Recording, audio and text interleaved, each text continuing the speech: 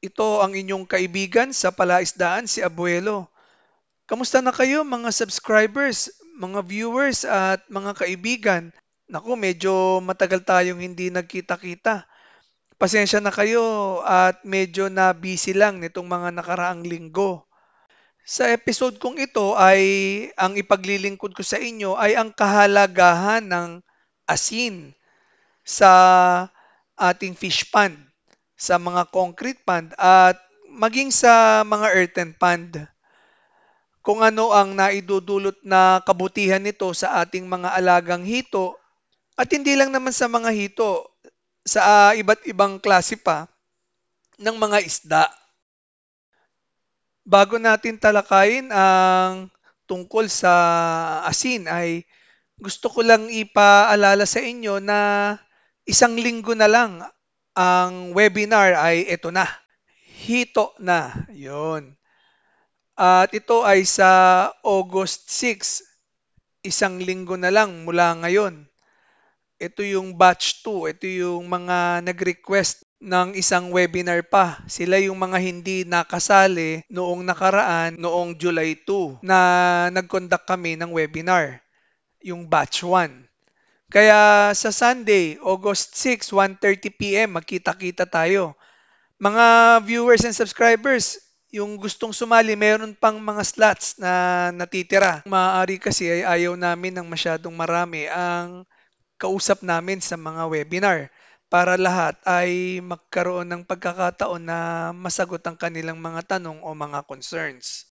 Mag-text o tumawag sa fina-flash naming number sa screen at ilalagay din namin sa description ng upload naming ito ang link upang makapag-register kayo sa gagawing webinar. I-click nyo lang ang link, itap nyo lang at lalabas yung form na dapat ninyong sagutan. At meron itong webinar fee, mga kaibigan. Pero pangako namin sa inyo ay tatapatan namin ang inyong oras na ibibigay at yung hard-earned money na inyong ibabayad. Sisikapin naming sulit ang lahat ng inyong pinagtiwala sa amin. See you sa Sunday. Okay, dito na tayo sa ating topic, ang asin.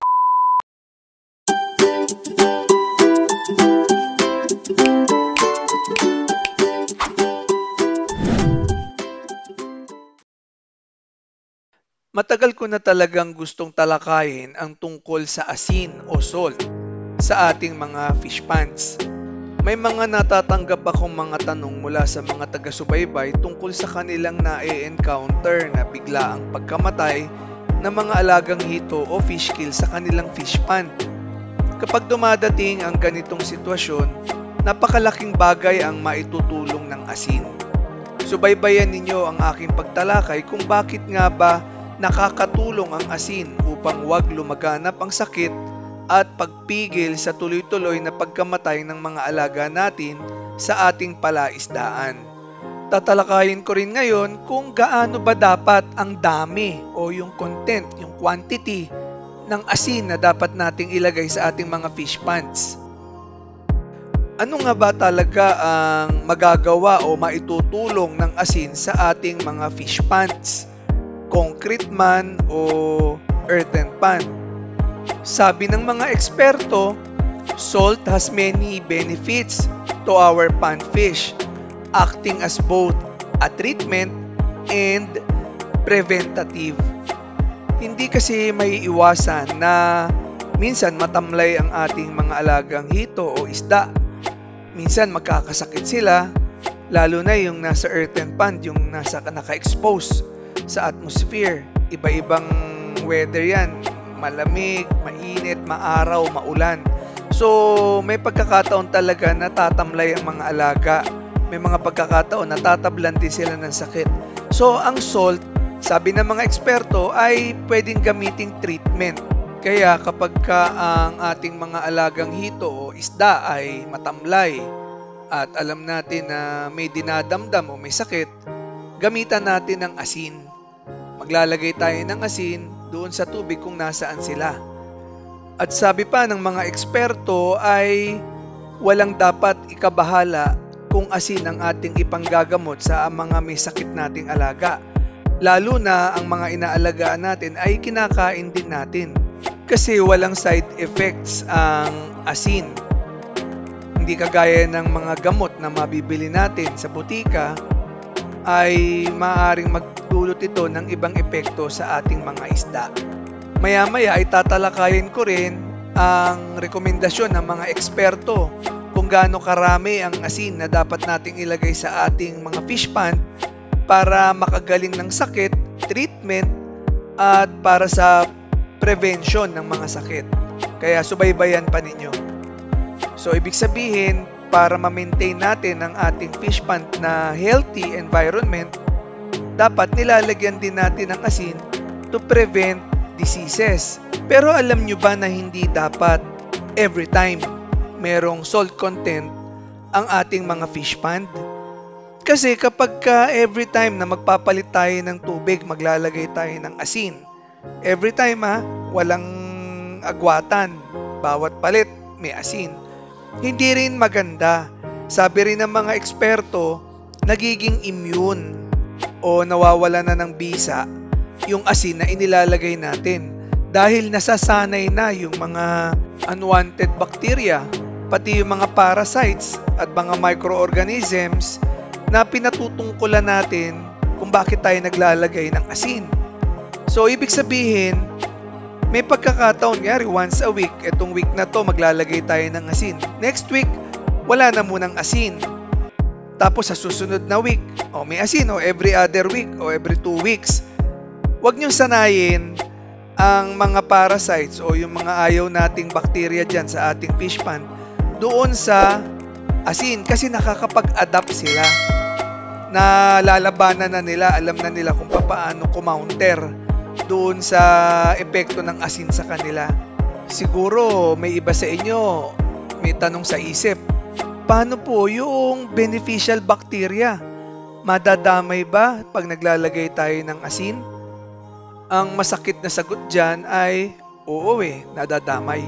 Nadadamay din ang beneficial bacteria kasi bacteria rin sila. Kaya nga yun ang sinasabi ko sa inyo, hindi magandang every time meron tayong asin sa tubig.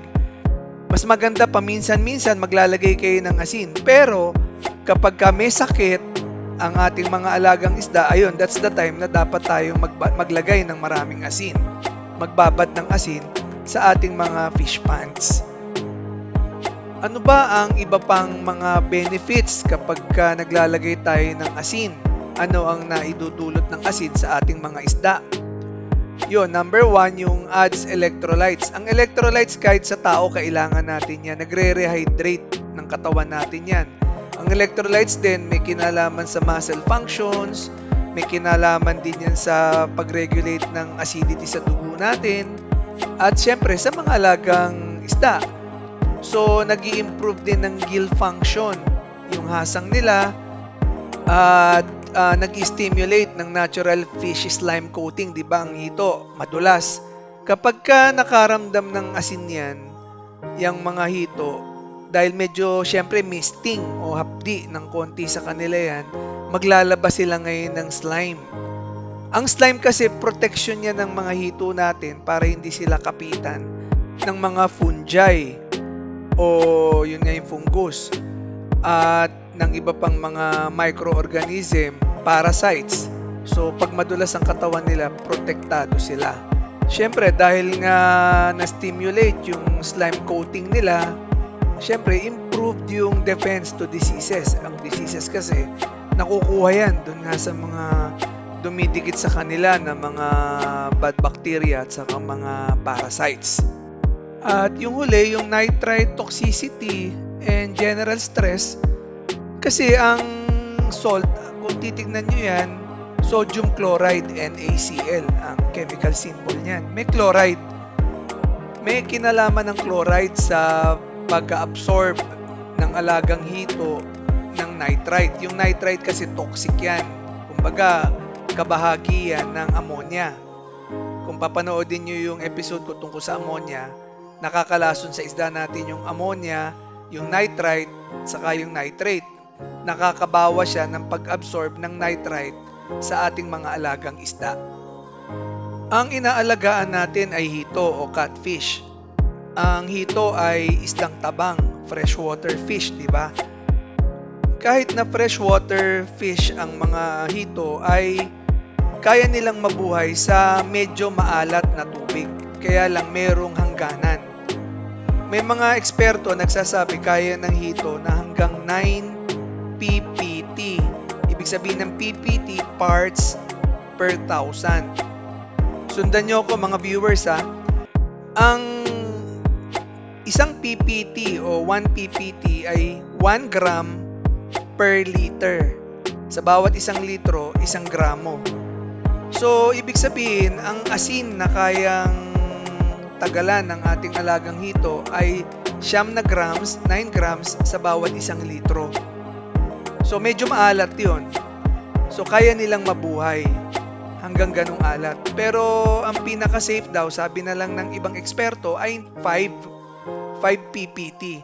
So, nasa safe side tayo, 5 ppt. Pero kaya nila hanggang 9. Kapag ka pinag-usapan natin per liter, napakaliit nun yung 1 litro kumpara dun sa fish pond natin. Kasi ang fish pond natin, ang unit of measurement niyan ay cubic meter. So, mga viewers, meron tayong konting conversion factor dito. Kaya sana sundan ninyo ako at panoodin ninyo itong mga ipapakita kong computation. Ang gusto ko kasi munang talakayin yung maintenance. Walang sitwasyon, walang may sakit, walang dapat na bigyan ng atensyon sa mga isda. So ito yung yung maintenance lang, yung everyday. O yung itong week na to, ito ilalagay nyo pag maglalagay kayo ng asin. Gaano ba karami? Maintenance lang. Sa akin, ang ginagawa ko 200 grams per cubic meter. So kung mapapansin ninyo, hindi na litro, cubic meter. Kaya kailangan maintindihan natin paano natin gagawing cubic meter o ilang litro ba ang 1 cubic meter. Kasi ang nilalagay ko sa aking concrete pond, 200 grams sa bawat 1 cubic meter. Ang 1 cubic meter ay naglalaman ng 1,000 litro. So, 1,000 liters, 1 cubic meter. Okay.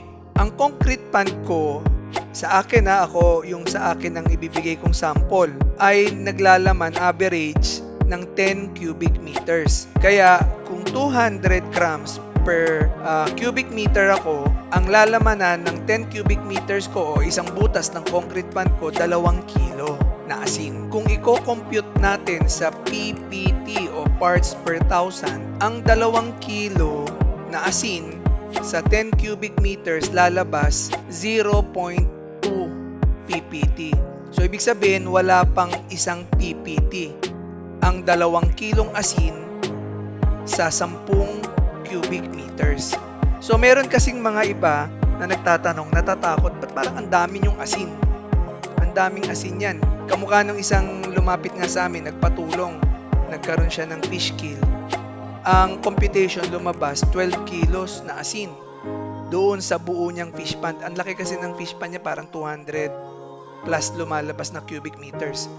So, ang computation naging 12 kilos. Natatakot yung kaibigan natin na parang ang dami masyado. Ngayon, based doon sa sinabi niyang cubic meters, doon ako nag-compute kung ilang kilong asin. Maliban na lang kung mali yung volume o yung measurement na binigay niya sa kanyang earthen pan siya, earthen pan. Basta ang general rule ng salinity o yung alat ng tubig ng ating mga ponds ay wag lalampas sa 9 PPT. O yun nga, sabi ko nga sa inyo, safe side tayo. Yung sabi ng ibang eksperto, 5 PPT. Nilalagay yung asin, 1 PPT lang. So, ibig sabihin, kayang-kaya pa ng ating mga alagang hito. Yung sa case ko nga, 0.2, wala pang isa. Yun ang maintenance ko. Okay, yan yung maintenance. Paano ngayon yung treatment? So, may sakit, di ba? Yung na-compute natin, yun yung prevention, yun yung maintenance nga. Ngayon sa treatment tayo pag may sakit. Sa research ko, ang ginagawa ng iba, ina-isolate na lang nila, hinuhuli nila yung mga may sakit, yung matamlay, yung pabaliktad lumangoy, o may mga yung infected ng fungus. So pwede nyong hulihin yon, ilagay nyo sa ibang tank o sa ibang fish pond, tapos yun ang lagyan nyo ng maraming asin. So bakit ba kailangang ihiwalay? Kung hindi naman massive, hindi maramihan yung infection, ganun na nga ang gawin ninyo, ihiwalay nyo sila. Ang sabi ng mga eksperto, 5 to 10 minutes ay ilagay nyo sila sa 10 ppt. Ang 10 ppt ay 10 grams per liter. Siyempre dahil in-isolate lang yung pinili nyong mga isda na may sakit, hindi naman kasing dami nung isang fish pond yung tubig niyan. Kaya kung 10 ppt ang ilalagay ninyo na asin, content o salinity, 10 grams per liter.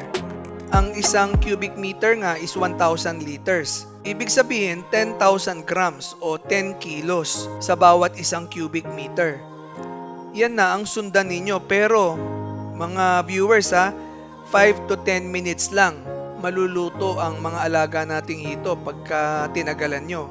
Pagkatapos ng 5 to 10 minutes, aalisin nyo na sila doon o i-drain nyo na yung tubig na yon at saka palitan nyo na ng normal na tubig. Araw-araw ninyong gawin yun hanggang sa makita ninyo normal na ang ating mga alagang isda. Or pwede rin naman na, ayun nga, lagyan nyo na lang yung karamihan kung medyo hindi nyo mabilang o baka marami na yung infected na mga alaga natin sa isang fish pond. Ayun, gawin nyo na lang na mag-compute kayo 1 ppt. Sama-sama nyo na silang lahat. Ang 1 ppt ay 1 kilo per 1 cubic meter.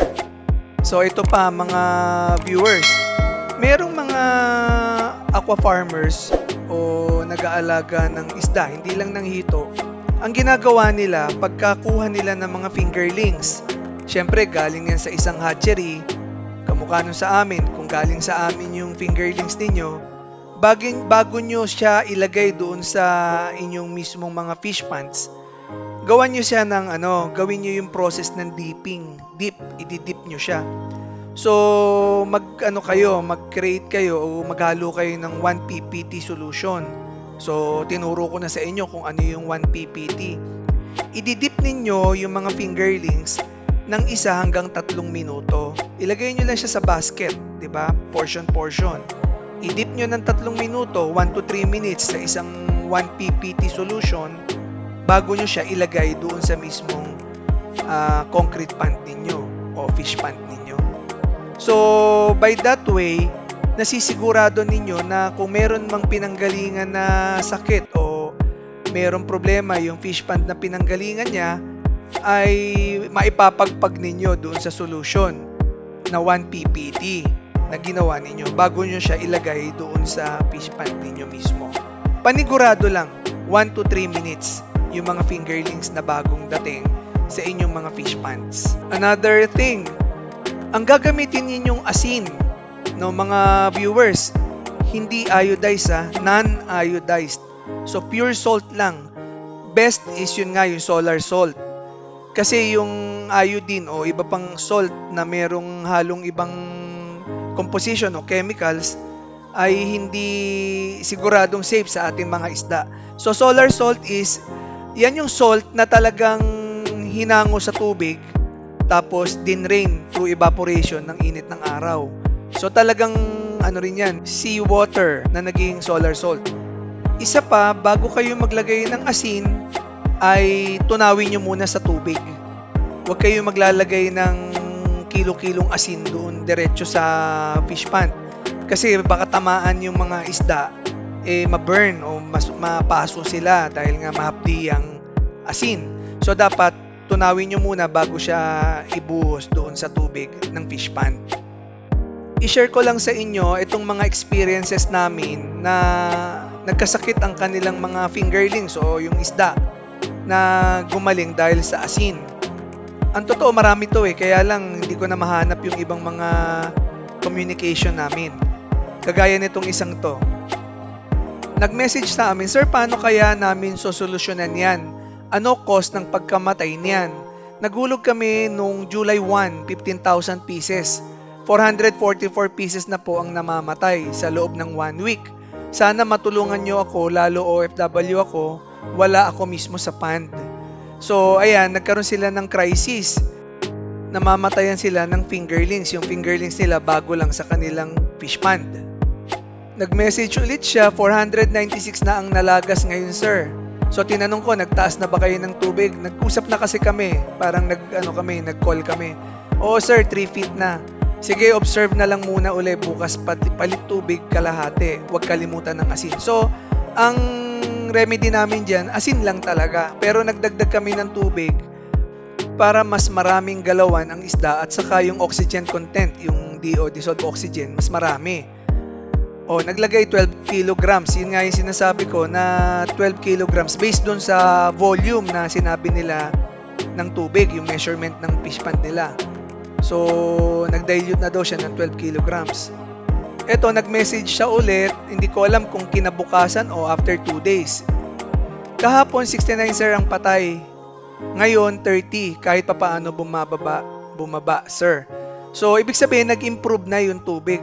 Pero ilang araw na massive yung namamatay. Yan, dahil yan doon sa asin na inilagay namin. Kuha pa tayo ng sample. Eto, nag-message din sa amin to, ang problema rin nila, fish kill. Sir, nag-fish kill ako, napakain ko ng hasang nung makalawa ng gabi. Pang 2 days na ngayon, madami patay, kahapon 200, ngayon 130. Paano po kaya gagawin ko? Pinakain ko kasi kagabi, nagtuloy yung empacho. Sir, hingi lang po ako payo. Kaka-refill po kahapon, natataranta na po ako. Salamat po, sir. So, ang sitwasyon naman nitong kaibigan natin, nagpakain sila ng hasang ng isda. So, sa previews, okay naman eh. Hindi naman siya agad namatayan. Ang sabi ko sa kanya, magpalit po kayo ng tubig pagka may fish kill. So talagang ang unang problema niyan, tubig lagi, mga viewers. Pagka nagkakaproblema tayo sa ganyang mga klaseng problema sa ating fish pond, tubig agad, drain out kayo agad. 3 days na po ako nag-fish kill, 200 day 1, 1,050 day 2. Isipin nyo, napakalaki nun. 660 today.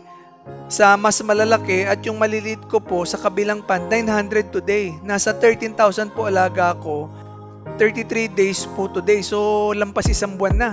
Mauubos po yata. Araw-araw po ako nagde-drain. Konti na lang pakain ko pero madami pa rin matamlay.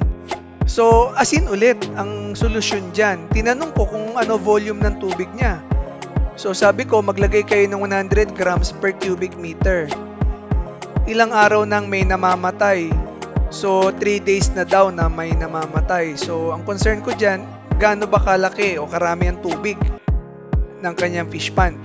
Kasi nga, lalagyan na natin ng talagang asin. Kasi sabi niya, kulang yung asin na nailagay niya. 7 by 5.5 meters ang area. 35 cubic meters. So, sabi niya, kulang yung asin na nailagay niya.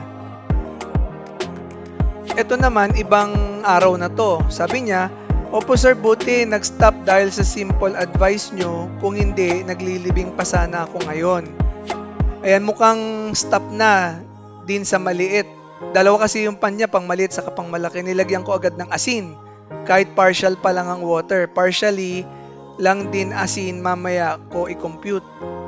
Hindi po alam ng technician namin yung computation sa asin, basta lagyan lang daw. So ayan, mahalaga mga subscribers, mga viewers, hindi lang basta asin dapat alam ninyo yung dapat na content ng asin na dapat ninyong ilagay sa mga tubig ninyo. Kasi baka kulang o baka sobra. Pag sumobrang asin, nako, yari ang mga isda natin. So dapat tama yung salt content kung gaano karami para ma-address agad ang problema. At finally, sa awa ng Diyos, itong sabi niya, good day po sir, abuelo. 35 na lang po ang mortality sa maliliit ko. Sa mas malalaki ko, 0 na po today. At pinakain ko ng 40% lang sa usual nila na kain bago sila mapeste. Ayun.